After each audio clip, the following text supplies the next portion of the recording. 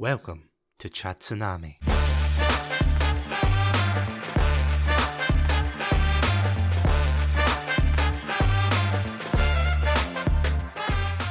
Hello everybody, and welcome to another episode of Satsunami. My name's Satsunami, and joining me today is another fellow podcaster. You might have heard his voice before, reviewing the good, the bad, and sometimes the ugly of the film world. That, of course, is Sean from the Review It Yourself podcast. Sean, welcome to Satsunami. Cheers, Chatsu. Nice to be here. Honestly, this is a long time in the making for you coming onto my show, I have to say.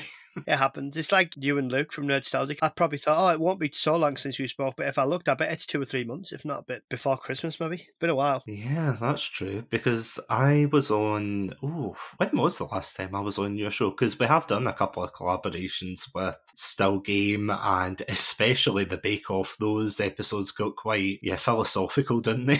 Yeah, it did, yeah. Oh, we never finished that. We all got so sick of it.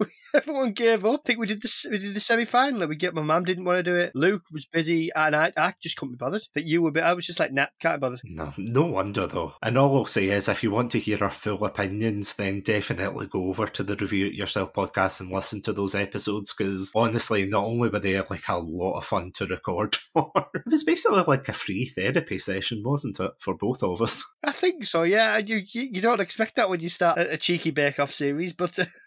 It happens that way, doesn't it? I mean, that's the thing, though, and this is honestly such a British thing to start off the episode, to be fair, saying, you look forward to the bake-off when it comes back and everything, but, I mean, it is one of those shows that every year it comes around and you're like, I can't wait for it, and if it doesn't turn out, ironically enough, like the cakes, if it doesn't turn out the way you hope it does, then it's like a waste of time, isn't it? Yeah, you feel a bit bitter. Yeah. Like too much lemon's been shoved in there. You feel a bit, I don't know. The best bake-off year was in the middle of the lockdowns because it felt like, a little bit of kind of normality, but... And speaking of the lockdown times, which, I'm pulling you back into, oh God, I can't believe, as of this episode, I can't believe that is a good 2 to 3 years ago now, isn't it, since that all kicked off? I think it's a week because I checked my phone. I don't know why. I've still got the text on it, and it said stay in your home. Yeah. And I think it's on the 27th of the 3rd, so I think it's almost a week till 3 years since that all started. I don't know where it's gone. It's because I go to someone, when was the last time you saw so-and-so? A couple of years ago, and you go, no, it can't have been. It was before then. And you think it was before the lockdowns, 2 years. So you think it's like 5, and you think, oh my God. It's just... Because funny enough, I was actually talking to my co-hosts the other day, and we were talking about how during like the beginning of the lockdown, obviously everybody couldn't get out. I'm actually just wondering, people listening to this in the future and thinking, what lockdown? What, you were in your house? You didn't have toilet paper, what? But it was weird to think that for a solid, year and a half practically, but you could barely see anybody. But I always remember for that whole year, I couldn't see, obviously nobody could see any of their friends and so on. And I remember he had dropped something off at my house, obviously within social distancing. Get that disclaimer in there, Satu. Oh, absolutely. But it was just, it was so weird though, seeing him, like behind the gate as it were. And I was just like, oh my God, another human. I haven't seen you in ages. So out of curiosity, looking back in the podcast, and obviously that relatively dark time in a lot of people's lives, because I've interviewed quite a few people on the show, and a lot of them have said that the reason they've started doing their content creation was because of the lockdown, especially in the heat of the 2020s and everything. But from what I saw with your show, yours started, am I right in saying it started in October 2021? Yes, spot on. So I'm one of the strange ones who didn't start during lockdown. I'd never really heard of podcasts, never had anything to do with them. I thought podcasts were something honestly, I'm not lying, this is just what I thought podcasts were something Ricky Gervais has invented, and I kind of knew he'd done it with Carl Pilkington because I loved An Idiot Abroad. Didn't know an awful lot about it and was working, and my mate who I'd worked with, I've known for quite a while now, a few years, just the kind of mate where you'd go around and you'd watch films and you'd just have a laugh and just take the piss out of each other. And we were in a Wetherspoons, as you are, where all the greatest ideas happen. Oh, of course.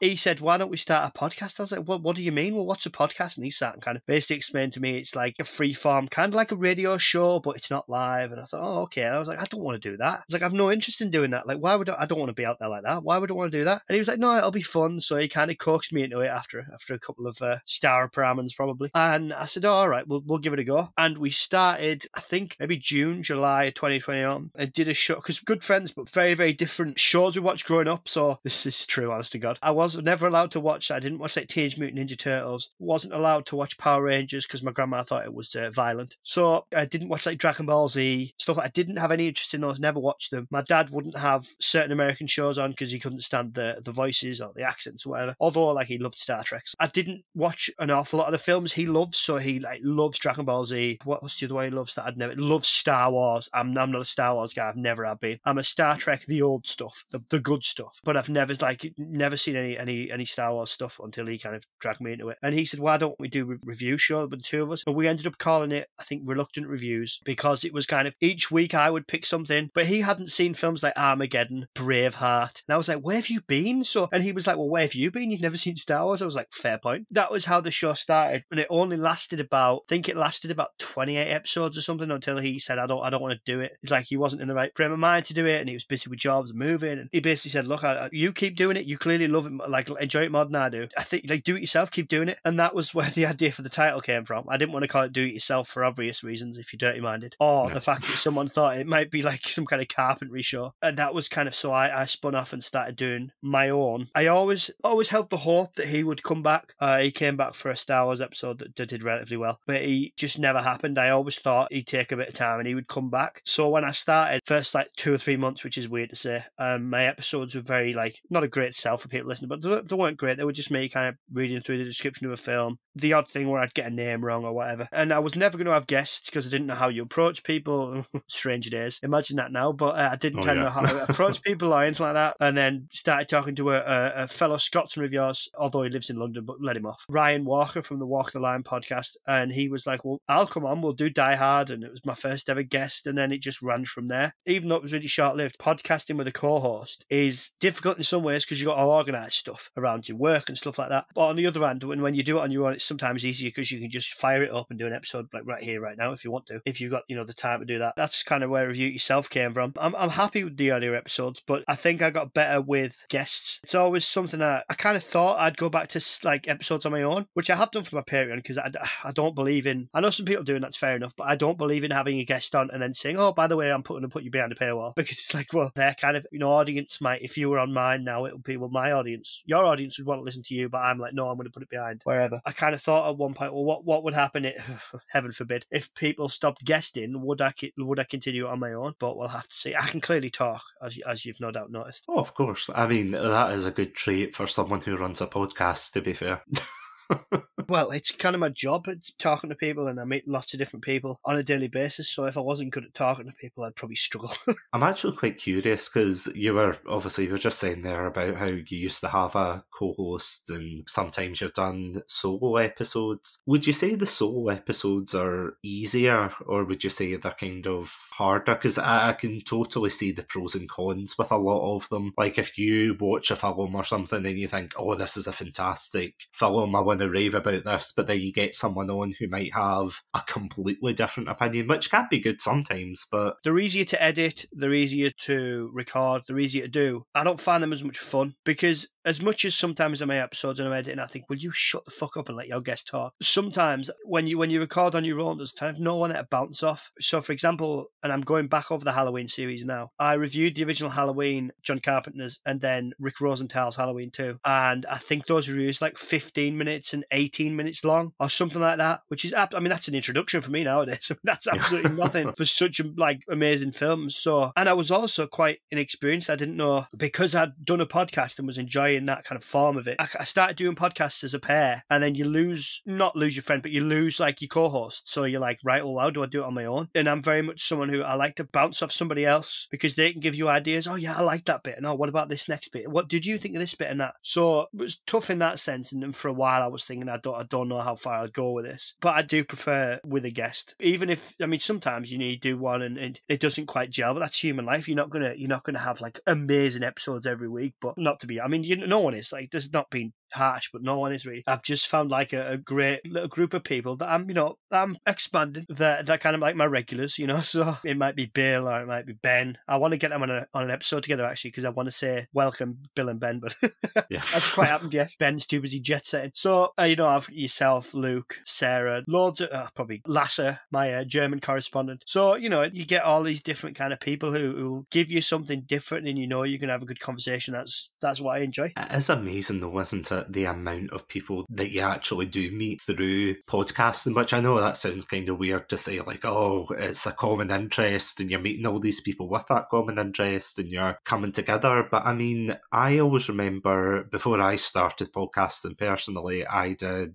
a lot of streaming in 2020, and it wasn't until I think November 2020 was when I fully started throwing myself into the podcasting scene and everything. And I've got to say, I mean, obviously bar, one or two minor things that pop up, you know what I mean? There's always a minor drama or two. Yeah, it seems to be getting more like that recently. Yeah, I've noticed that. I don't know why. Like really pedantic responses. I poke fun because my majority audience are American. I think they're like 54%. UK is like 38. It's dropped. Germany and then Australia and I think wherever else. And you get people listening. I poke fun at things. So on my last episode that I've recorded with, we were talking about Halloween and they said hangers. So like we talked about Michael Myers and I was saying, oh yeah, you twist the coat hanger. She jabs him in the eye. And he said hangers. And I was like, don't you say coat hangers? Like, because we say coat hangers for whether they're if there's a coat or not. So, but I like little things. So I poke fun at stuff like that. And I got a really pedantic response. Like, there's no right or wrong way to do it. I was like, I'm just joking for Christ's sake. We're talking about films. Like, don't worry about it. What's the matter with you? Like, if you're that concerned about people joking on Twitter, get off Twitter. But I suppose if that happened, there'd be nobody on Twitter, would there? So, I mean, that's Twitter being Twitter, to be fair. Like, I always remember years ago, this kind of solidified it for me that no matter how big or small you are on Twitter, you're always going to get that one person who's going to call you out for something, but nothing, important or nothing controversial or anything. Because I always remember, I think I was playing Battlefront 2, the Star Wars game, and I remember I was playing through and I didn't realise that there were unlockable characters that you could play as and everything. And I was like, oh wow, this is really cool,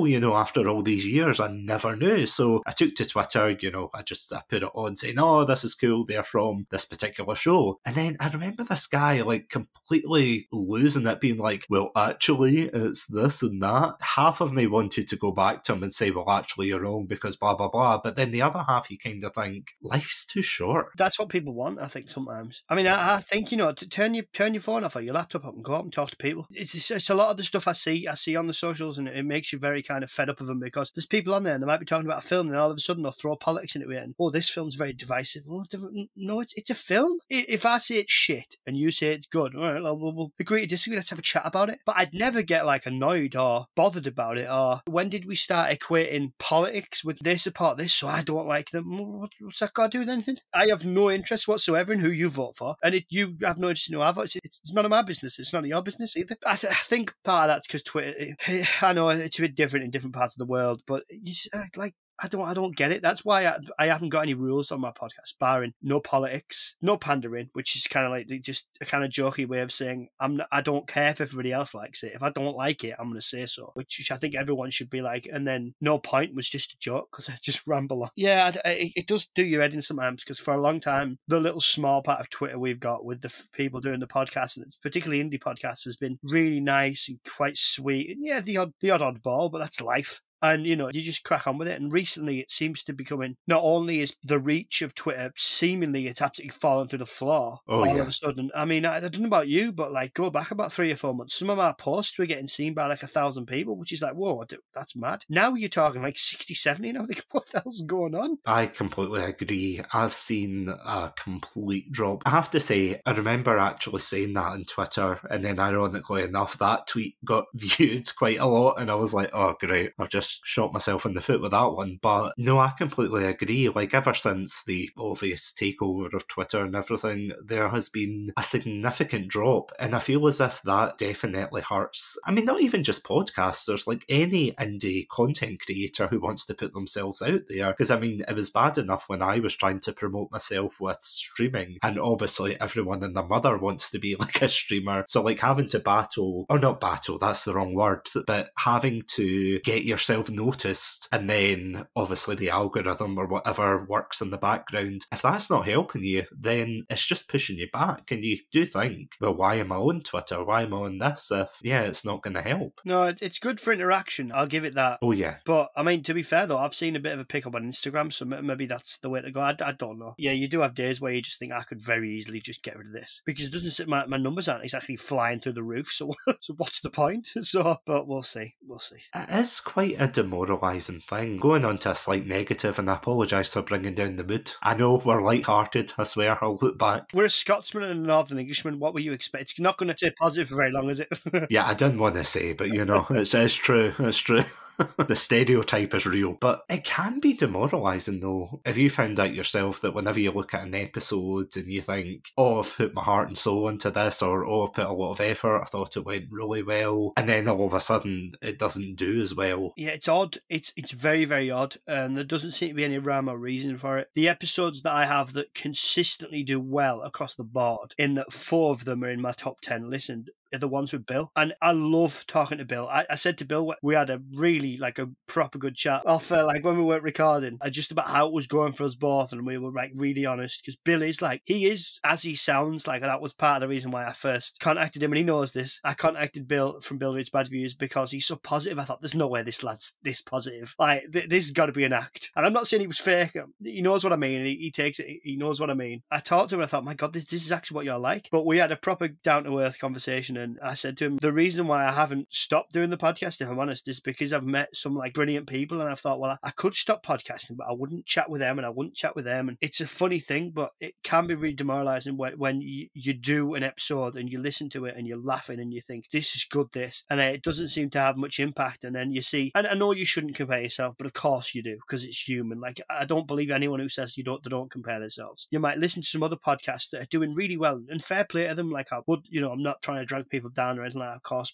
but you listen to some others and think, as Ben from Film Floggers put it, it's no shitter than mine. So where are they going right, and where am I going? You don't know, and that's part of the thing with podcasting, is you just don't know. And another thing is that, yeah, there's all, like, you get followed by like hundreds of, or maybe thousands if you're lucky, of like indie podcasters and people who might watch film. Where's the rest? Where's all the other people? Where's the actual audience? Because it's all right having like hundreds of podcasters on it, but where are these millions that listen to Joe Rogan every week? Where, I'm not saying my podcast's anywhere near that. I've never listened to an episode. I've seen clips. We've all stumbled across clips, but fair play to him. But you just wonder where are all these millions, and I don't think it helps with. I think did you put the question up about, or commented on it about famous people having podcasts? And I mean, every show now, every bloody show, it has a podcast. Like The Last of Us. Listen to The Last of Us podcast. I'm like, why? Podcasts like seems to be quite a unique thing, and yet it seems to just be like a BBC Sport podcast, and you're like, really? I love listening to podcasts about my football team, but the majority of them are independent because they're just fans talking about something or that I love, because it's like talking to your mate, which is what I like from my podcast. So I mean, that's something I'm about to not rant about, nicely point out in a minute, but I know exactly the tweet you're talking about. It was from, I think it was Rumble Studio. They were basically saying, should celebrities be taking over the podcast space, or should they leave it to indie creators? And you were making absolutely fantastic points. points there, but yeah, I'd said on there that it's a double-edged sword, because on the one hand, I completely agree, it is in a way pushing the attention away from indie podcasters, but at the same time, Casting Views, another fantastic podcast, they had brought up a very good point of celebrities kind of being used to bring attention to the medium, a bit like how D&D is so popular because of things like Critical Role and, well, Stranger Things as well, but that's another episode. At the same time, it does bring attention, and I can see it in that regard, but then on the other hand, and this is something that really frustrates me with, especially with streaming, because when I started streaming, I remember I was very hesitant because the stigma was so bad and so negative around it. Everybody said, all you have to do is just turn on your camera, play a video game, that's it, you'll be famous and everything. And there was a lot of very gatekeepy people to say, you should be doing this, you should be doing that. And then when you don't achieve those goals, then you start to think, well, am I not cut out for this? Am I doing terrible? And no, not at all. I think as well for podcasting, like, I don't think it's as prevalent, but it's certainly popping up. Just in terms of when you first start out, and even up to a year, you take a lot of advice, but that doesn't mean all the advice you're going to take is going to be good. Absolutely. Oh, do this, do that. Like, speaking of random tweet, like someone, I read a tweet saying, like, you should always introduce yourself when you start your podcast. Like your episode, you know, like, hi, I'm Sean from Review It Yourself. And I'm like, I don't do that. I introduce the podcast and then my guest. But what is the likelihood someone's going to end up saying, oh, well, they might have it on shuffle and whatever. I'm like, well, if someone has it on shuffle and they enjoy it, then they'll go and find out what I'm called. Like, I don't need to drop my name in it every 5 seconds. But you do see that kind of, you know, all these things. You read them. I think Spotify, I wasn't say Frank, Spotify for podcasters have just put one on today about do this and do that. And you think, well, really? You know, and then you got Good Pods. I'm on the fence with them. I mean, it's nice to get emails, this, that, and the other. But when you look at the, like, oh, you're number 55 in the all-time weekly indie podcast week or whatever it is. And then you look down the list and the lists are repeated or the lists don't match up with what you've been told. And you think, well, hang on a minute, what's going on here? Good Pods is good, but you see the majority of the same podcasts up near the top, which I suppose you're going to see. But if their mission is to put the spotlight on indie podcasters, I appreciate their efforts, but I think there's still a long way to go. I wouldn't know what to do, so I'm not saying I know the answers. But one thing that I kind of like about podcasting is, but I also is one of the biggest gripes, is like the lack of feedback. You'll get feedback from other podcasters, but you feel like a lot of the time you're just kind of screaming at the void in respect of kind of put your episode out there and you don't know, you don't get anything back from it. You know, unless, I mean, there's people who'll give you a very nice like review or maybe do it on Apple or Google reviews, whatever, but you don't get that kind of feedback of a lot. So it's hard to know kind of where you're going wrong. Like, I tried to take a lot of people's advice, and then in the end I was just like, you know what, I don't know when the penny dropped was, but I thought, you know what, I'm just going to make a podcast that I would like to listen to, and that's it. And I gush about them, to be fair, but, you know, I've spoken to Ben and we've done a few episodes together, and he's a great guy. But that was the first podcast I ever listened to was Film Floggers, because I typed in films to try and find out what was out there, and it was when I was trying to figure out the name and trying to look at see, well, what were the people going to be called, because I wanted to call it something like Faffing Around off, you know, something like that. But before I thought about what my friend had said, I listened to theirs and I absolutely loved it. Making a podcast that other people like, I love Film Floggers. I think it's brilliant. You know, you have Ben when he has Fiona, who's his partner. They just argue and bicker, which I think is hilarious. She's just telling him, come on, quicken up. She's Irish. She's like, come on, quicken up. And he's a proper waffler. Very much like myself. He just waffles, but he's funny. You've got Ben and Tom when they do theirs. I think they went to uni together, I'm not sure. You tell they're good mates. They'll really deep dive into a film and their episodes are good reviews. Then you have Ben and Dan Mackles from Canada, who is big into the Canucks. And their episode's great. Dan's really positive and Ben is just miserable. And it works. Like, it's a good dynamic. And I've been lucky enough to kind of get in them. But when I listen to their episodes, they are just a chat between two people or a few people. And that's what I want my podcast to be like. People have said, this is true. This is true. That's it. I had a proper wobble a while. One of my first proper wobbles about should I continue. And I asked for advice and I got someone who inboxed me. I've never kind of collabed with them or anything. And they said like, oh, well, I've listened to an episode and I can't remember which one it was. And they said, oh, you tend to go off. This is true. I swear to God. They said, you tend to go off on tangents. Maybe if you cut those out, you'd have a good review. I thought, if I cut those out, I wouldn't have anything left. I honestly believe like this is the thing. There's literally millions of podcasts out there, especially about films. So people will listen to it. People will listen to your podcast for you and your co-host. They'll hopefully listen to my episodes because of me and the guests I bring on, and hopefully I make, you know, have a bit of a laugh and pick up a few bits of trivia, because there's no point trying to like, this sounds negative, but there's no point trying to make the bestest ever, superest podcast. And that's not me being patronizing to anybody, but But there's that many out there. It's like, no, instead of trying to like be the best, just be the best at what you do, whether it's streaming games, whether it's just chatting about films, whether it's, you know, trying to break an American spirit by making him watch really bad films, Bill. We've all been there. Whether it's getting people on to defend their favourite film or go into a bit of history or review the Bake Off, whatever it might be, try and be the best of what you can do. I don't know whether I succeed at it, but I'm certainly trying. But I'm at a point now where I'm like, I'll keep what I like, and if I think the episode's decent, it'll go out. If I don't, well, not that it won't, but that makes sense.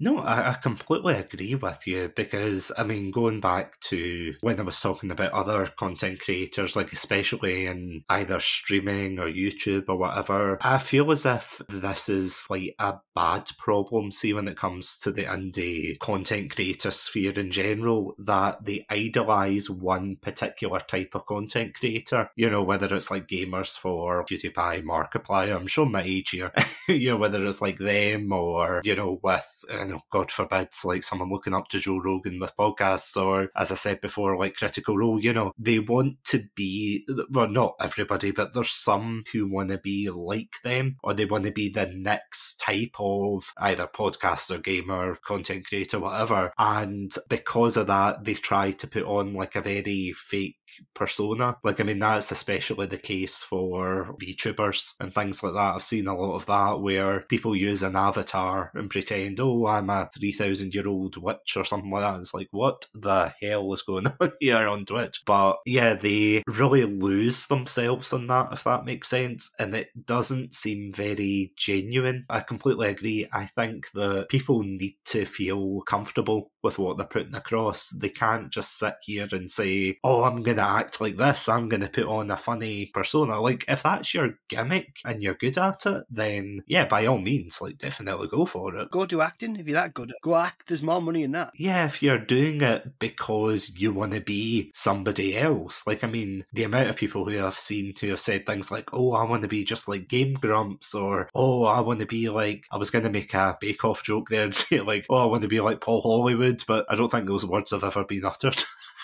Oh, I don't know. He does well with the ladies. Well, oh, that is true. That is true. I take it back, Mr. Hollywood. Apologies. Imagine the breakfast in bed. Oh, well. I mean, whether or not it's worth the night before is up to your own personal preferences, but imagine the breakfast. Same with Prue Leith. Same with Prue. Think of the breakfast. You know what? I think I'll pass on the breakfast. I think I'll just get a Premier Inn up the road. Just get me a Premier. I know it's like, what, £10 extra? Ah, that's fine. That's fine. I'll get one of those, like, heated ones. Oh, yeah. Anyway, my nightmares aside. Good point, but yeah, sacrifices have to be made. No, it is though. Like, I think people will work out when you're not being genuine. I just think they will, because you just, especially indie podcasters. I don't know why you do it, but we're just people talking into a microphone, either with a friend or like this with, you know, people from other places. I think if you try, God, how exhausting! I couldn't be bothered. Could you? I couldn't be bothered. Like, it's just like, oh, I can't be fussed, you know. Like, I was gonna say one thing, and this is true. I'll continue to podcast for as long as I enjoy it and as long as it's fun, and then I will stop and think that was a good few years. I've been lately thinking I would get to 2 years, which is about another 6 months and a couple of weeks, and see how I do. And then if I decide, right, yeah, I've had a good run. It was a good run, but not time for something different, but maybe I'd keep guesting on people's shit if they wanted. But I don't know, because I've put out that much stuff. I think I've calmed down to once a week, so I don't think I'll burn myself out. Get to a couple of years in and think, right, you've dedicated 2 years of your life, not like of your life, because I do work in it, but you've dedicated 2 years of effort of putting an episode out every week, which I think is something that I don't think gets appreciated enough in terms of, like, it's a big effort. That, like, I had someone ask me if I worked. Yeah, I'll work. Like, what do you think I'd do? But yeah, I will. I'll do it for as long as I enjoy it. And then when I feel like, you know, I don't enjoy it anymore, or it's taking up too much time, then it'll end. Not to get depressing. It's just I'm quite pragmatic like that. I'll do it for as long as I enjoy it, and then but I do that 2 years does have it's a point in my head that I've got where I think let's say if I haven't seen much growth, but I suppose that's probably the best way of putting it. But I just ignore my childishness. But that's probably what I'm thinking is get to a couple of years in and see what I think. But that's the thing, though, that I think a lot of new podcasters and especially listeners, I think, don't really take into account, to be honest, the fact that it is practically like a second job. It irritates me so damn much when I see people who maybe they are successful with podcasting, and you know what, like, all power to them, fantastic job, but I hate whenever I see these kind of podcasters who, through whatever means, they've accumulated like a small following and everything, and then suddenly they think that because they're at this kind of pinnacle that they'll start giving out their advice as gospel. Like, don't get me wrong, there are a few who have done the same thing and they give out absolutely fantastic advice and everything, so it's not to detract from that, but it's the ones that kind of get too big for the boots. You'll know the ones I mean, that they'll kind of be like, you have to do this, you have to do that, acting as if it's like a catch-all solution. And I've moaned about this on Twitter before, but it is that idea that, oh, if you do this, you do that, and beyond the basics, obviously, good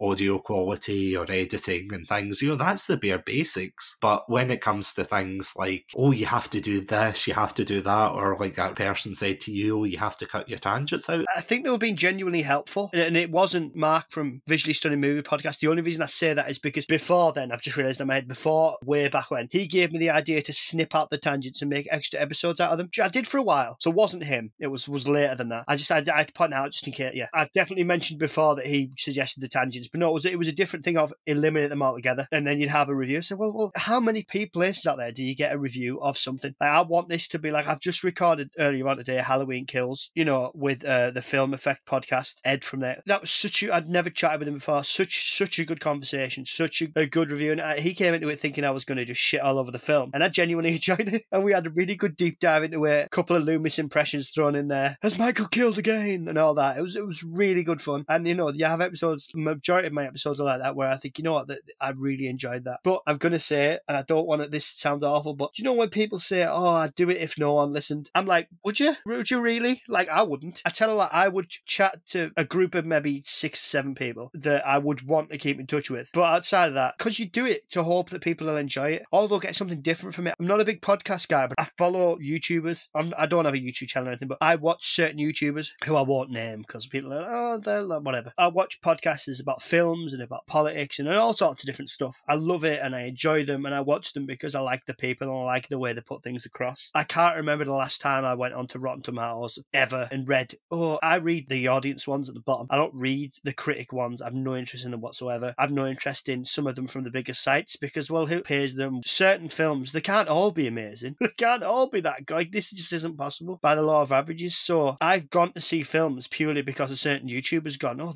that was really good. No, okay then. So I'd like to think that people would be like, well, you know, review it yourself. You know, I might get different episodes and different guests, but I'm going to get exactly what Sean thinks. I don't think I sugarcoat it. I might be polite with guests if I disagree with the film. I'm not going to kind of kick off and be like, no, like, you're talking shit. Like, I would never get like that because you wouldn't last long getting guests on for a start and it's rude. But at the same time, I am very comfortable to be like, no, I'm sorry. Like Clayton, bless him, from Men Who Like Movies, when he came on and we reviewed, it was good fun, but when we reviewed Rob Zombie's Halloween 2, and I was like, no, I'm sorry, this is dreadful. Like, oh, that was really bad. It's not about lying about it. It'd be like, oh, it was amazing. No, I didn't enjoy it. But you can have this is people forget, well, certainly on Twitter and other social medias, that you can vehemently disagree with somebody but still have a civil discourse. It's not impossible. It's not. It's quite, you know, and you learn things. No one's ever been convinced that they were wrong by being shouted at. Ever in human history is anybody yet? See, I'm getting all history now, but no one's ever been convinced. If I turned up at your street corner and started shouting at you at work saying you're wrong, you know, you voted for this, you've done this. Hang on a minute, like, it's never going to convince anybody. You've talked to people, and then it's like, well, I don't agree with 99% of what you said, but I can see why you think that way. But maybe it's not because of that. Maybe it's because of that. You know, this is why I don't do politics. Sorry, I'm trying to. No, you're fine. The thing about podcasting, though, is it's a very personal thing. It is definitely you exposing your ideals and opinions and things through even something as silly as, for example, video games, films, TV shows, you know, things that if you had an opinion about it, you having a positive or a negative opinion really isn't going to affect things in the wider scope of things, because there's been a lot of things that I've said, oh, this is rubbish, and then I've thought, oh my god, what if people think that this is the worst thing ever or whatever? But I mean, at the end of the day, that's why I put a lot lot of disclaimers in my episodes, and I'll say things like, this is my opinion, and whether or not you enjoy this, go for it. Like, especially because I've reviewed a lot of video game franchises like the Sonic the Hedgehog series, which is infamous for a lot of fans getting heated.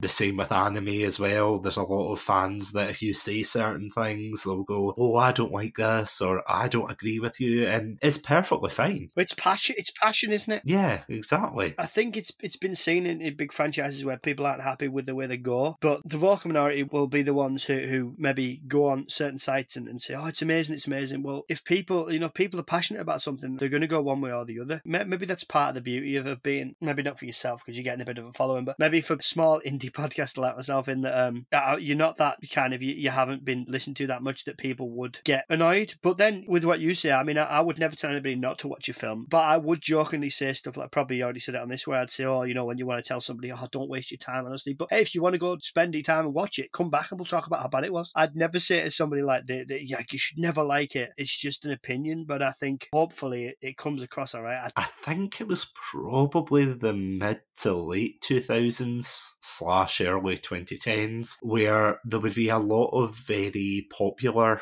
creators that would come on, and whether it be for film reviews or video game reviews, and they would be purposely, like a character, they would be purposely over the top and very aggressive with their opinions and say, this is the worst thing ever, and oh, it's terrible. And, don't get me wrong, there is a place for that in comedy and everything, but when you get people who adopt that personality and then they try to make like a similar show, similar podcast and things, and they're like, oh, if you like this, then, because nobody wants to be like, oh boy, someone's talking about my favourite TV show or my favourite game or my favourite film, and then hear some random person from across the pond saying, oh yeah, this is the worst thing ever, I hate it, I hate everyone who likes it. And you think, at the end of the day, we're doing this to entertain not only, everyone else, but ourselves as well. But if you love it, do I have anything I love that much? I don't know, Red Dwarf, for example, my favourite comedy ever. Somebody could come back and say, oh, I think and a lot of people do, I think everything from series 7 onwards is dreadful. Oh, all right then, you rant about it. Well, not rant, you kick off about it. I'm not bothered. Because your opinion on something does, not yours, but somebody else's opinion on something doesn't affect my opinion on it, which is something I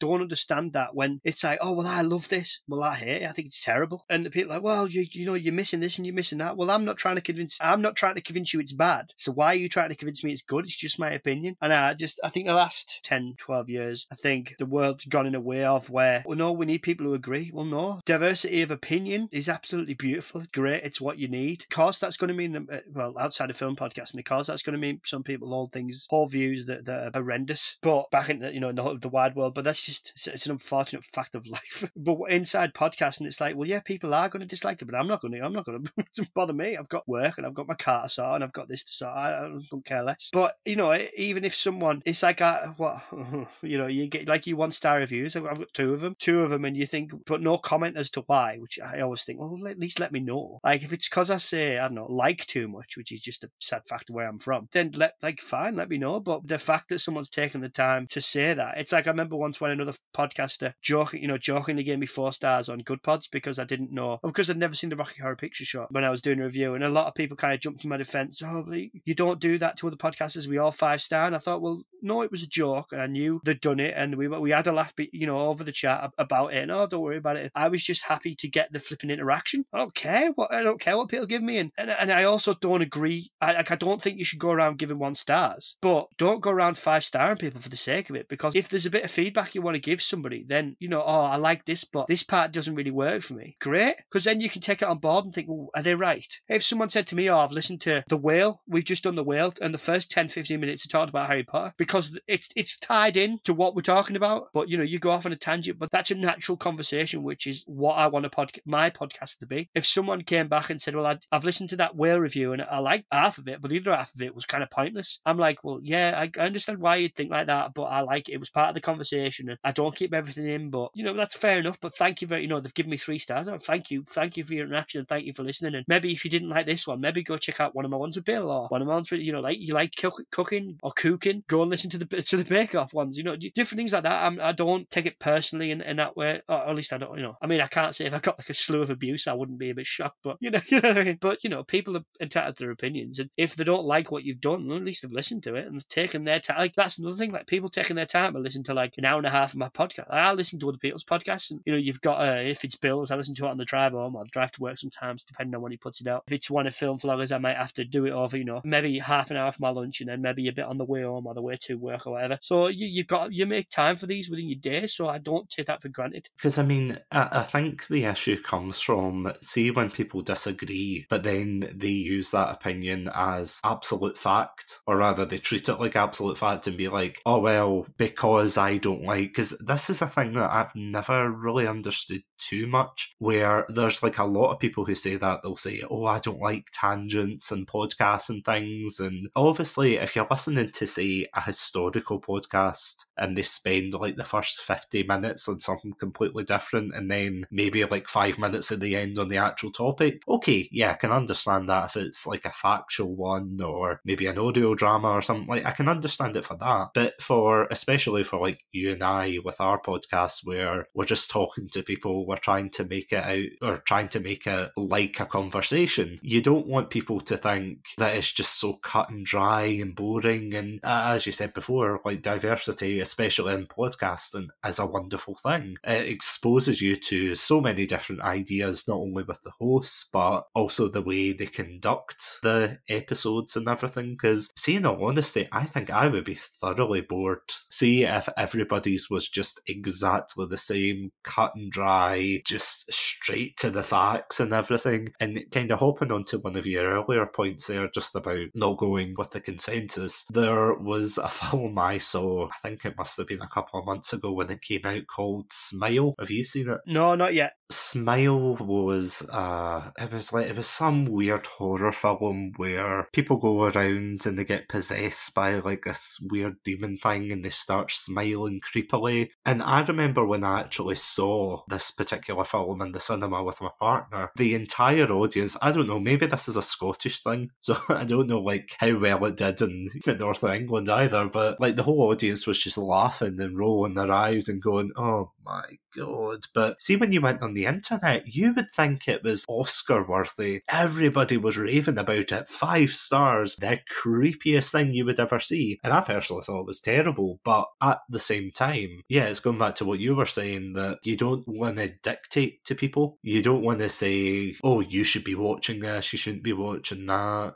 I'm suspicious when people rate things so highly. I'm like, well, what, nothing? And then I also see a lot of, and this isn't just podcasts, this is across the board of, I don't know, say like, I've not seen Smile, but as an example, I went to see this film. Acting wasn't great, script wasn't great, wasn't directed very well, but I had a few laughs, 7 out of 10. I'm like, what? You've just described the majority of a film? That's like saying, I've bought a new car, doesn't run, got no wheels, got no tax, windscreen's fallen out. It's like the loner from The Mask. Yeah, not a bad run, about 8 out of 10. What? It doesn't work. I get a bit suspicious when things are like, oh my god, 5 out of 5, 10 out of 10. Never seen anything as good in my life. You're like, really? Okay, fair enough. Like, okay, yeah, go for it. Tell me why. Like, there's nothing you could have picked out that was like, I mean, maybe this is just the typical northern pessimism, but is there nothing that you found was like, even my favourite films, that I can still go, yeah, I know where people are coming from. I get why people would, like Halloween Kills, when that review's out, there's a lot of bits where I'm like, yeah, I really enjoyed this film, but I can see why people don't like the fact they sideline Laurie, or where people don't like the fact they say Evil Dies Tonight 29 times. Or I get where people might not be happy with this, and I get that. And I try to look at it from as many points as I can, but then I've still got my opinion in the middle of it. So it's that thing really, that kind of thing really is. Because for me, indie podcasters, the majority of them, they're not saying what they're saying because they're going to get like money from it or access to the next red carpet or the next press screening or whatever. And I'm not saying people who go to those things, like, I'm no judgment on them. I'm just saying, like, there's nothing in it for the majority of indie podcasters, so they'll tell you what they think. In terms of films, they'll say, oh, I didn't like it, or I liked it, because it's not like they don't work for any of the companies or they're not paid by them or what. Do you know what I mean? I'm not trying to be all really conspiratorial about it, but because there's nothing in it for them, I think you're going to get more of an honest opinion in a way. Maybe that's a bit, not an honest opinion, but, I just prefer to get my reviews from places like that than I do from some, like, big site or whatever. It's that idea, though, of critical thinking now, isn't it? Which seems like like a weird thing to say about, you know, especially for films, but it's that idea of like you're looking at a reviewer for a film or like a podcast or whatever, and on the one hand you get what you were saying, the 5 out of 10, it's the best thing ever, it cured my illness kind of thing, but then you get the other people who are just downright negative about it, but they're negative not because the film's bad or anything, it's because of their disposition. Like they think, oh, I don't like this actor, or oh, I think this change from the book or whatever is bad, therefore the whole film's bad, you know. And it is that kind of worry that you are thinking, I mean, you want to take everything with a grain of salt, but it is that balance. It definitely is that balance. And I do think you personally, like with your show, you do have like a lot of good points. Obviously, the Review It Yourself podcast is great, and I'm not just saying that because you are on,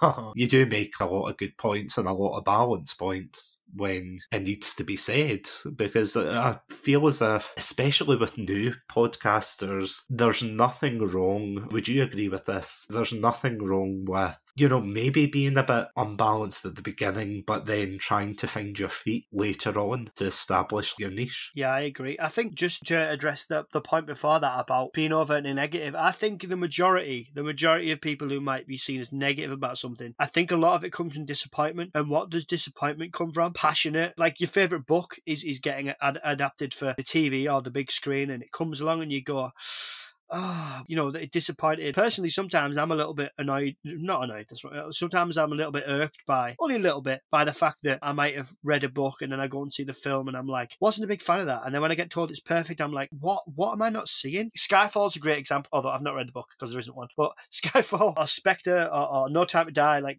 really massively highly rated films. And I'm like, I don't see it. I've tried with Skyfall. I've really, really tried. I've watched it multiple times to try and think, right, what am I? Maybe this time am I missing something? What is everybody else seeing that I'm not? And sometimes you just can't see it. And like, I don't know what people are seeing, but I think that's the beauty in films, like our beauty in podcasters as well. In that there's such a massive, like a film that one person might just think, oh, I won't watch that. Don't talk to me about it. I won't entertain it. Someone could absolutely love it. Got me through a really rough time or whatever. That's fantastic. I think at the root of 99.9% of people's opinion, especially on films and TV and media and stuff like that, is from passion and disappointment because something hasn't lived up to what they want. I think Star Wars, although I'm not into it, I've got friends who were massively into it. I think that's the root of that. The expectations is how good they were, and well, not were, but how good the originals seem to be, and then, you know, were the prequels as good, and then with what do they call it? The last trilogy, I don't know what they call it, Legacy trilogy or whatever they call it. Oh, the sequel trilogy. Yeah, that's the one. I haven't got a clue. But I see in terms of like there's a massive thing around them of like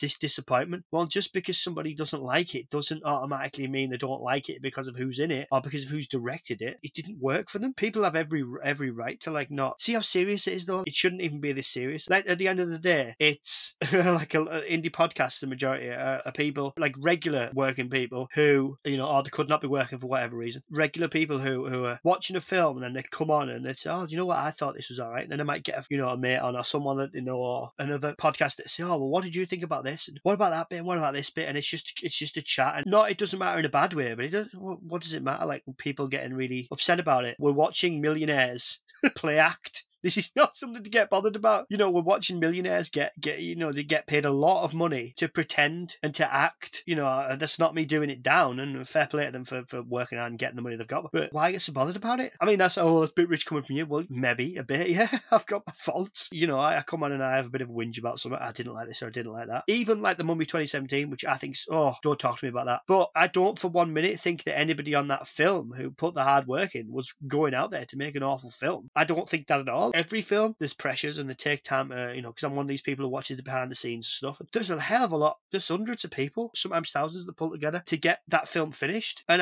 you know, it's not a comment on them or their hard work. Sometimes it just doesn't work. For one person in particular, it's a weird one, isn't it? The thing is as well though, I mean, you made a good point there about that there are so many people that do work on it. And I feel as if when people have so much choice nowadays, let's face it, with the internet, you know, you have so much choice for media, for for content and things like that. And bringing it back onto podcasts for a second, the amount of podcasts that you will hear, for example, as you brought up at the beginning with like the BBC or podcasts like that have been produced very professionally with like a team of editors and things. So when you get a podcast that is an indie podcast, like mine's especially, it feels as if there's so much that I could do to kind of clean up and everything. And you know what it's like as well when you compare your recent episodes to the first couple of episodes, because I remember listening to my early episodes thinking, oh, they're not so bad, you know, they're not bad. And then I compare them to the new ones and I think, oh, sweet Jesus, I should have taken out that, I should have taken out this. My first episode was recorded on my phone. Oh, really? Wow. My first episode was recorded on my phone. It's dead breathy. I overused. What was the words I realised that I overused when I didn't really? Obviously, I overused obviously all the time and all sorts of different words. And you think, oh God. And it's funny because you start to get to know the strange ways that you will end things. My strange phrase to end things is, thanks for coming on. That's what I do. So yeah, no, thanks. And I realised because one of my episodes is coming out with Sarah from Weird Horizon, which is the first time I got a fit of giggles, which is staying in, don't worry, it's staying in. Because I lost it, because I couldn't. And you know when you're trying to get the episode finished, and the more and more I was trying, the more I was getting, it should be good fun to listen to if nothing else, but I'd lost it. Whether I was tired or what, but I'd lost it. It was, I try and polish them as much as I can, but they're just, I try and make them at least listenable. But that's part of the fun though, because if it was all doom and gloom, like no one would listen to podcasts.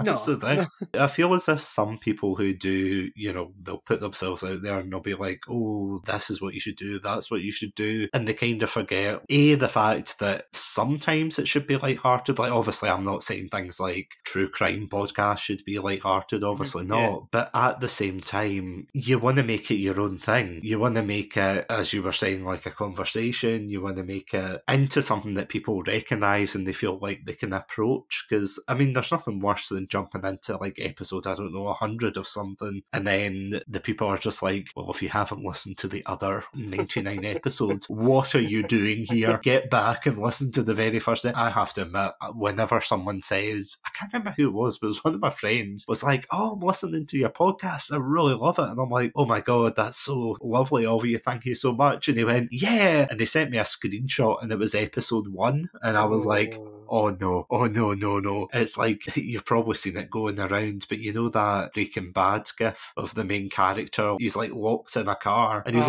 banging against the window, like yelling. He's just like, that's how I feel. I'm just like, no, don't listen to episode 1. There's so many better episodes and you're trying to think of it. Oh, it's all about growing though at the end of the day. And just, as you said, you summed it up perfectly earlier, but it is all about having fun and enjoying it for yourself, because I mean, people are going to know though if you're not enjoying it and you're just kind of reading it off a script quite monotone. Like today I am reviewing a B-movie. It was okay. I meant to say earlier, we all have our own personal preferences for podcasts. I don't mind ones that go on tangents, but if I click on something and I have to listen to like 15 minutes of talking about, and I know some podcasts do this and fair play to them, but we have chatted in all these countries and these are the hosts, and podcasts that overuse music I'm not a big fan of. But that's a difference. Like, I think of a podcast because the podcasts I like are conversations. I like those. I don't mind bits in between or tangents or bits of music, but I don't, when the next bit and then there's like a minute of like a tune, I'm like, I want you to crack on with it. I try and listen to different podcasts, and then,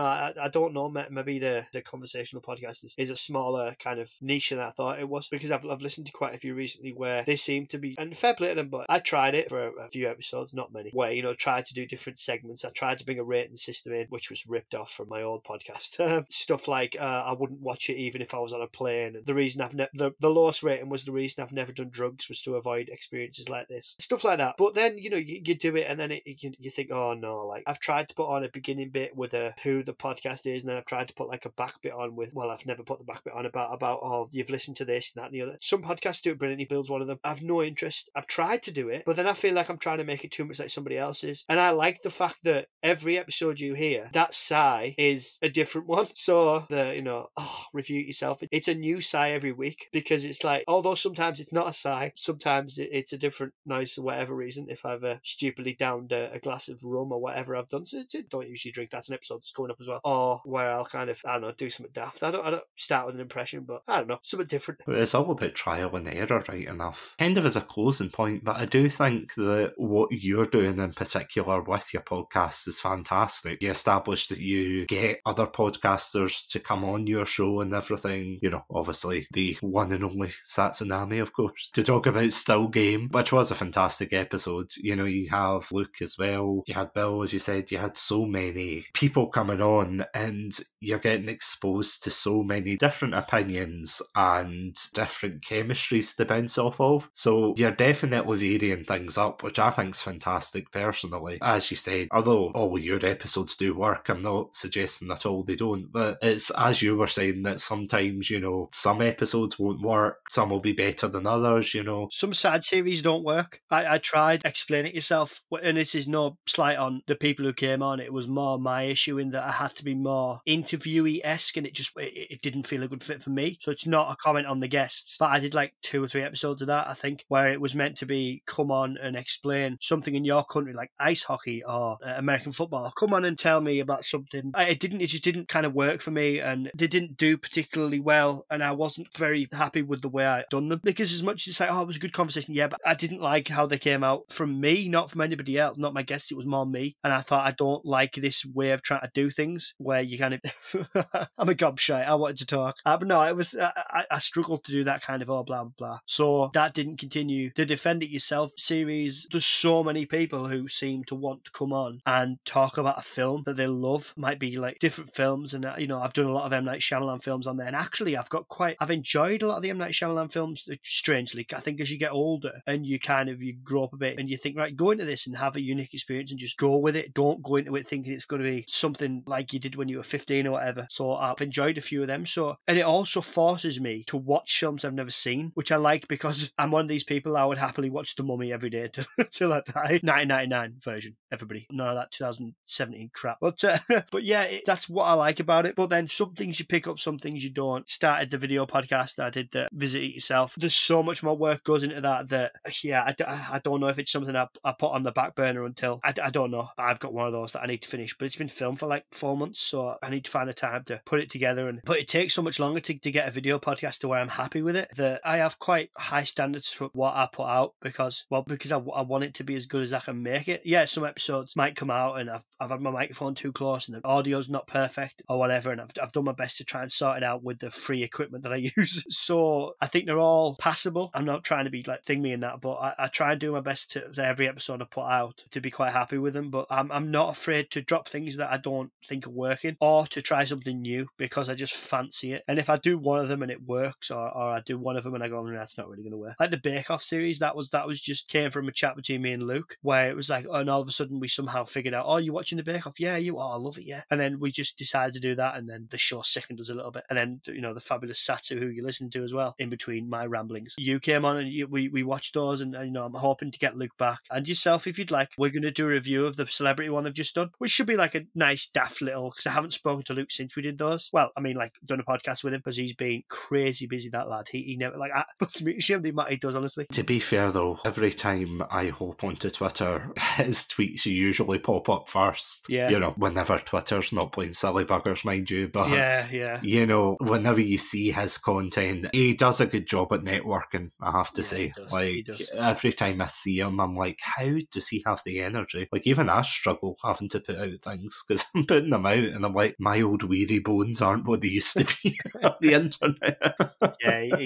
He does well. But then there's like, and there's all sorts, like I've got an episode with Luke planned that we've been trying to do for months. The Lion, the Witch and the Wardrobe, the BBC adaptation, which I saw when I was in. That one. Yeah, I've got a box set with all of them, with the 4 of them that the BBC did. Prince Caspian, The Silver Chair, The Voyage of the Dawn Treader, of course. Because I always remember years and years ago, I watched the Lion, the Witch and the Wardrobe adaptation, and I always remember they had remember this scene where they go to visit the beavers and they have them dressed up in like human-sized beaver costumes. And I remember I went to see I think it was a 2005 remake. Yeah, Luke Luke's reviewed that, actually. He's done... Yeah, that's worth a listen to. Sorry, but go on. Yeah, I remember the first time I watched that and being severely disappointed that the beavers were CGI and not people in beaver suits. Yeah. Because I was like, where's the people in the beaver suits? Yeah. Although they had, the fantastic Ray Winston and Dawn French doing the voices, so they kind of made up for it a little bit. But yeah, and I'm interested because I haven't seen The Lion, the Witch and the Wardrobe, the BBC, since I was in school, primary school. I haven't seen it for years. It was like when they, again, showing my age now, where the prefects would push in this massive telly on wheels and you put the video in. I remember that, yeah. Sit the there like big meerkat. back, Yeah. Yeah, it should be good. I don't mind doing the odd film, and I'm straight. My timings don't work. I've released a Halloween episode after Christmas. I released a Christmas episode way before Christmas. I'm doing the Halloween series now rather than in October. I do what I fancy at the time, and maybe it comes across a bit ramshackle and a bit like, oh, you're doing loads of this and then loads of that. But then a lot of the time, I get a lot of episodes recently with Lasser from Fans About Films, and he picks films that I've never seen before. I don't know how I hadn't seen some of them, and then we have a good chat about those, like the Three Musketeers, the Tim Curry version, which I'd never seen, and I really enjoyed that one with Chris O'Donnell and Keith Sutherland, and Charlie Sheen, and Oliver Platt, and I was like, oh, I've never seen these before, and I love that. That's coming out soon, so I do all sorts. I think, I don't know if it's a strength or it's a weakness, I couldn't tell you, but I think if anyone dips in to have a look at the episodes I've got, there's surely something in there that you want to listen to. I might do the odd historical or something, or I haven't done a Titanic thing for a while, so I think I'll probably do something to do with that soon. But yeah, it's all sorts. There's hopefully something for everybody, hopefully. Again, there's like arguments for and against it, but that is the positives of not having like a particular focus on a particular set of films or a particular series or anything. The fact that you can go out and collaborate with other podcasters, especially with Luke. I have to admit, I need to get him on. But as a closing point, before we do wrap up and get you to tell these lovely listeners where you can find your content, I'm going to ask one thing. It's about your icon for the podcast. Yeah, what's the inspiration behind it? Because to describe it for the listeners at home, you've got the review it yourself text, which self-explanatory. On the right-hand side, you've got like a scene from Titanic, and on the left, you've got Mr. Blobby. And no, I'm not going to explain that to anyone outside of the UK. Just type in Mr. Blobby into Google and you might have enjoy your nightmares. Yep, yeah, I was going to say. So, right. Well, it wasn't my original podcast logo, so I didn't have it for, was it a good year until I got that one, maybe. My original logo was like retrofitted from the Reluctant Reviews podcast. It was meant to have me driving and my friend who can't drive on the roof holding like a big old-fashioned camera with reel coming out the back of it and Reluctant Reviews on it. And then whilst it was getting made by someone I worked with, I had to, I don't want to do it anymore, so I had to retrofit it for Review It Yourself. So I was happy with the logo, the design, but it was never what I intended, if that made sense. It was never meant to be for this. I asked around, and Ben from Film Floggers said that he gets his artwork for his brilliant website, filmfloggers.com. He'll like that shout out if he's listened this far. He probably will. His art on that is done by Paul from SP Film Viewers, or as Ben says, Paul, because he's from down south, and that's a cheap shot, isn't it? So I contacted Paul, and he said, well, what do you want? So my idea was I wanted it to show that it was kind of a film podcast, but then to have a bit of leeway. So yeah, as you said, it's got, well, he also did my Visit It Yourself logo as well. It's quite obscure, but cover your ears, Satsu, but it's got the St. George's flag, the England flag behind it, which a lot of people kind of saw in the circle. And I wanted it to have, I knew that I wanted to have Titanic on it for obvious reasons. One of my favourite films. I love loads about the history. I wanted the mummy to be on it, and I loved that look of the,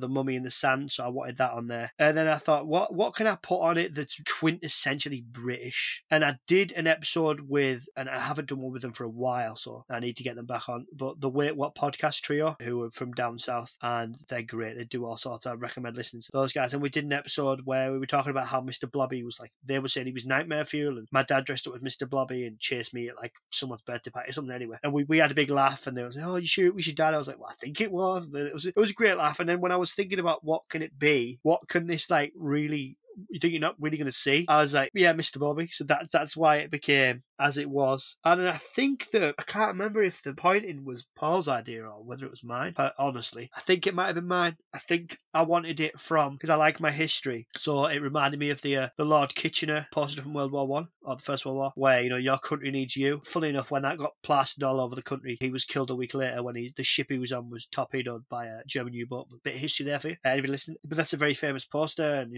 the pointing finger. And I wanted, review it yourself like you. It's a bit odd because it doesn't kind of. I did have an idea, about 6 months ago, to try and make the podcast more about people reviewing it. It sounds a bit odd, but I wanted to kind of have reviews from people and then I could talk about them. But then too much effort. And then it's trying to find like reviews every week. And I thought, no. But I like the fact that it's such an open kind of title that I can review essentially what I want. Because originally, this is a bit of a secret, well, not really, but when I first started, I didn't say it, never wrote it anyway. I think it was on my description for about a week. But it was meant to be films I'd never seen before.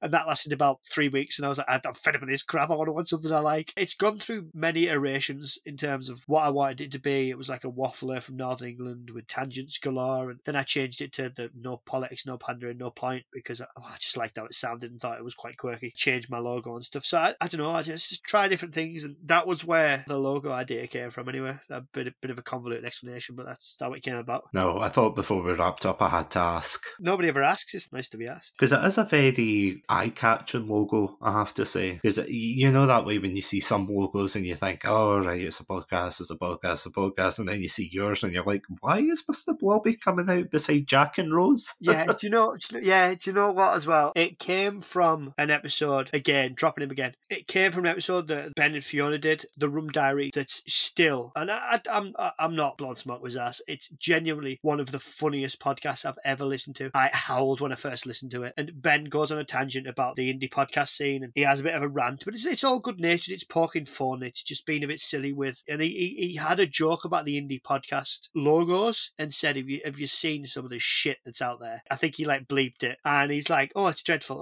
Oh, look, you've got a microphone on your logo. Does that mean you're a film podcast or whatever? So I knew I didn't want a microphone in there, but I knew I wanted it to be quirky. So that was funnily enough, that was where the idea, I'd had it in the back of my head for a while to change the logo, because it was never made specifically for the podcast. It was made for my old podcast with my friend, and I retrofitted it when I decided to continue, which was I ummed and ahed for a bit. That's where that came from. But yeah, and then he made a joke that at least somebody listened to him. But there you go. See, if people are complaining about it, at least you know they're paying attention, which is always a plus. Yeah, exactly. In all seriousness, Sean, thank you so much for coming on and basically talking about your podcast. No, it's been great. I hope it's been all right. It's not a natural fit for me to talk about my podcast, to be honest. I prefer just to talk about a film, but probably why I do mine rather than an interview type thing. But that'll be the next episode. I know. And if you want to compare this with another interview podcast I did, please, well, you don't even have to check out mine, just check out his episodes. The fantastic Marv from Pods Like Us, who out of everybody, I think he gives the biggest support to like indie podcasters out there because he reviews them. He does a blog every week. I've had more feedback from him about the podcast episodes than anybody.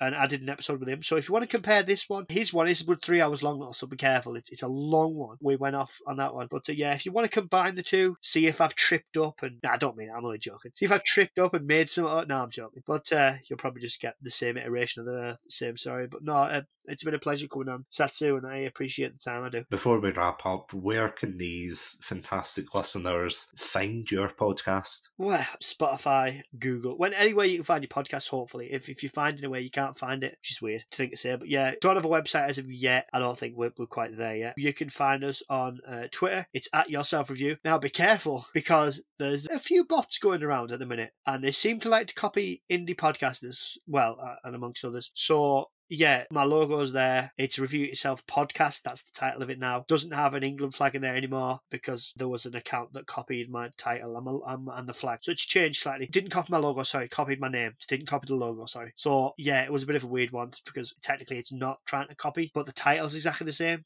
So yeah, so it's @YourSelfReview. There's no underscore, there's no gaps. It's just @YourSelfReview. We're on Twitter. You'll see the as Satsu said, you'll see the logo there, and we're on Instagram. It's Review It Yourself Podcast 2021. Again, Review It Yourself Podcast. It's the title's on there. We're on Good Pods. We're on Podchaser.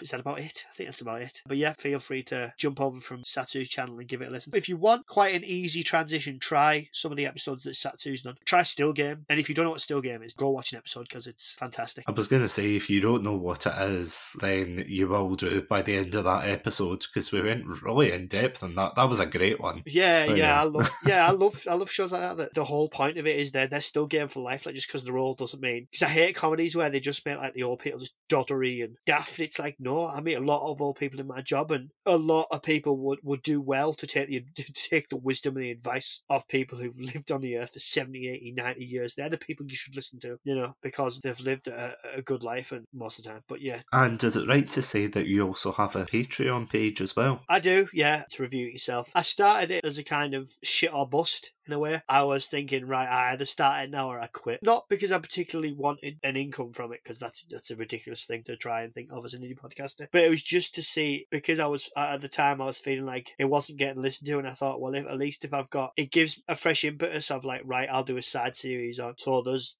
yet more side series. There's the standard tier, which is, instead of the, review it yourself, it's the, now it's special. That's the side series there, where I'm doing more old-fashioned type films. So I did a review of The Whale on there, a solo one. There's going to be a public one with Sarah that'll come out, but I did that. I've done a few John Wayne films, stuff like that. There's also like the upper tier, which is rewatch it yourself, which is, I know isn't a word, but go with it. And that's I'm rewatching all the zombie films in my collection, which is a lot of them. They go out there. So Patreons also get an extra 2 episodes a week for each tier, which means if you get the upper tier, you get 4 episodes extra a month. So at one point it was 1 a week, but that was too much. That was far too much. So yeah, you live and learn, because I was trying to get out 3 episodes a week, and that was just nuts. So yeah, I had the most depressed The Incredible Hulk review you've ever heard in your life, which I called it The Incredible Sulk, because I was trying to record, there was someone outside revving their engine, my microphone fell, something out to my microphone, then somebody came and started washing the windows, there was people reversing out, so it was just, like you feel like the universe is against you trying to get it recorded. All good fun. So yeah, you can go check us out there. I just want to reiterate as well, definitely go check out Review It Yourself. It is a fantastic podcast, and yeah, the films that you've done, they do range from, the good, the bad, and the ugly and everything, but at the same time, definitely go check it out. It is a fantastic film podcast, and I would wholeheartedly recommend it. But yeah, if any of you out there want to hear our content as well, you can catch us on the website, podpage.com/Chatsunami. I also want to reiterate as well, going off what you were saying, we also have a doppelganger on Twitter calling himself Chatsunami2, which, thanks, original name. There is technically a Chatsunami on Twitter, but it's someone's name that's kind of split up, so, that's perfectly fine. Why didn't they go with Chat-Tunami? Although, no, that sounds like a Newcastle FC. True. Wash your mouth out. Podcast, so there you go. I mean, to be fair though, it hasn't put up any, at least as of this episode, it's not put up any profile picture or anything. It's just copied the name Chatsunami with the Scotland flag after it. I've seen some people with like American politics in the bios, or yeah, that was mine. Yeah, well, not mine. The one, I was the one for you. Yeah, they're just copying a lot of people. So if you want to follow us on Twitter, follow us at Chatsunami Pod. No, you know what I was going to say actually. Don't follow me. Listen instead. Like when you work out how many people. Oh no, don't start on the show. Like when you work out how many percent of the people who follow you actually listen, you think, well, I don't care if you're not in a bad way. I'd love you to listen. Go listen. You don't have to follow me on anything. Just go listen. If you want to follow me to find out when stuff's coming out, feel free. But every Monday, 8 a.m. Greenwich Mean Time, British Standard Time, British whatever it is now. That's where the new episode will be. At least that's what will come out. You don't have to create a page and follow. Just listen if you want to. If you enjoy it. Probably should have said that earlier. Sorry, Satsu. No, you're fine. That's what podcasts are for anyway, for chatting away. Should be with us too. Oh, absolutely, yeah. A Scotsman and a Northerner, I know. Speaking of Patreon as well, I just want to thank the 2 patrons that have generously donated, that of course being Robotic Battle Toaster and Sonia. Thank you so much. On that note, thank you all so much for listening to this episode. As always, stay safe, stay awesome, and most importantly, stay hydrated. This episode is sponsored by Zencastr. If you're a podcaster that records remotely like me, then you'll know how challenging it can be to create the podcast you've always wanted. That's where Zencastr comes in. Before I met Zencastr, I was but a naive podcaster, recording on low quality, one-track audio waves. But with Zencastr, you can kiss those fears goodbye, as they provide crystal clear audio and HD video. Plus, with our all-in-one podcasting suite, recording with guests is extremely simple. From local recordings to post-production, Zencastr has it all. Go to zencastr.com/pricing and use my code CHATSUNAMI. You'll get 30% off your first 3 months of Zencastr Professional. I want you to have the same easy experience I do for all my podcasting and content needs. It's time to share your story.